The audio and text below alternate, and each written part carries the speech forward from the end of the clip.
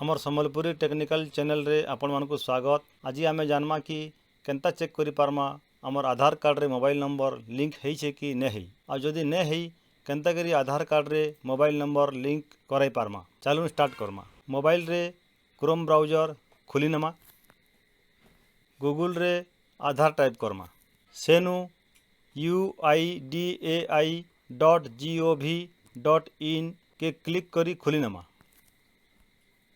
खुली गला परे तलके जिमा, सेनु आधार सर्विस तले वेरीफाई एन आधार नंबर के क्लिक करमा।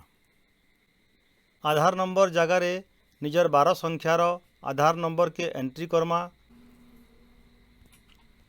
आउ तार तले कैप्चा कोड के एंट्री करमा।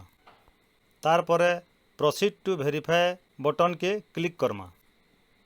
जदि आधार नंबर ठीक थिबा तार सबु तथ्य बाहरी पड़वा। बयस केतेरु केते भितरे अच्छे, मेल है कि फीमेल है, केन राज्यर व्यक्ति है, आउ जदि मोबाइल नंबर लिंक थिबा तार लास्ट 3टा संख्या देखा जिबा। आउ जदि मोबाइल नंबर लिंक नहीं होइथिबा से जगह खाली देखा जिबा। चलून आमे जानमा मोबाइल नंबर लिंक केनता करे पारमा।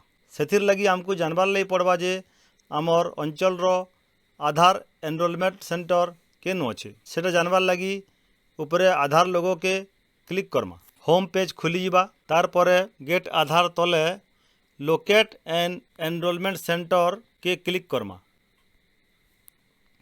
नुआ पेज गुटे खुली जिबा। सेनु पोस्टल पिन कोड के क्लिक करमा। तार परे आमे निजर 6 संख्यार postal pin code entry Karma,